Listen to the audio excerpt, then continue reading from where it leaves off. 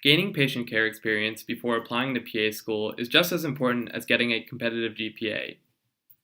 Admission committees want to see that you have spent some amount of time working hands-on with patients before beginning a PA program to ensure that the medical field is right for you.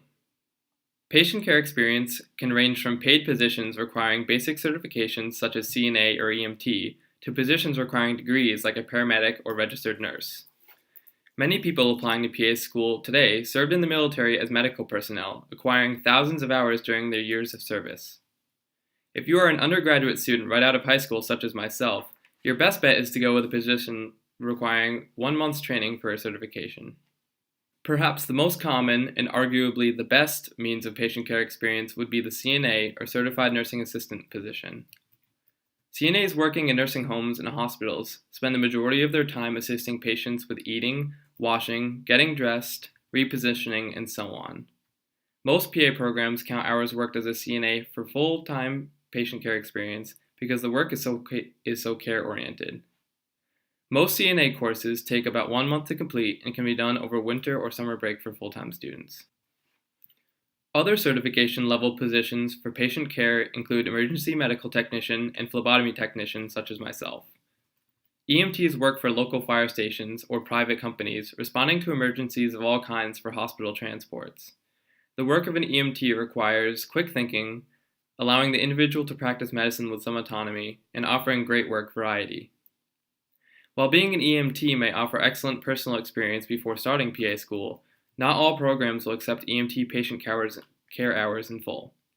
This is because EMTs may go entire shifts without responding to an emergency if they work in a rural area. Before you consider becoming an EMT, make sure the PA programs you are interested in accept EMT hours, and be sure to look for work in busier, more urban parts of your state.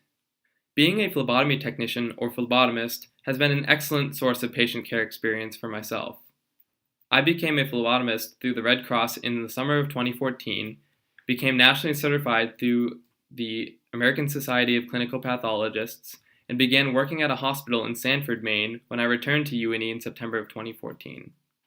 A phlebotomist is an individual who is trained in the variant ways of obtaining blood and other bodily fluid samples, the use of medical computer programs, and the proper handling and management of laboratory specimens. While phlebotomy is an excellent source of paid patient care experience, most PA programs only value each hour of phlebotomy worked for half an hour, assuming the phlebotomist only spends about half their time working directly with a patient. This means you must work 2,000 hours as a phlebotomist if a program requires a minimum of 1,000 patient care hours and only counts phlebotomy for half. The good thing about being a phlebotomist while maintaining a full-time schedule at university is that most hospitals or draw stations will hire per diem phlebotomists who can only work specific times throughout the day.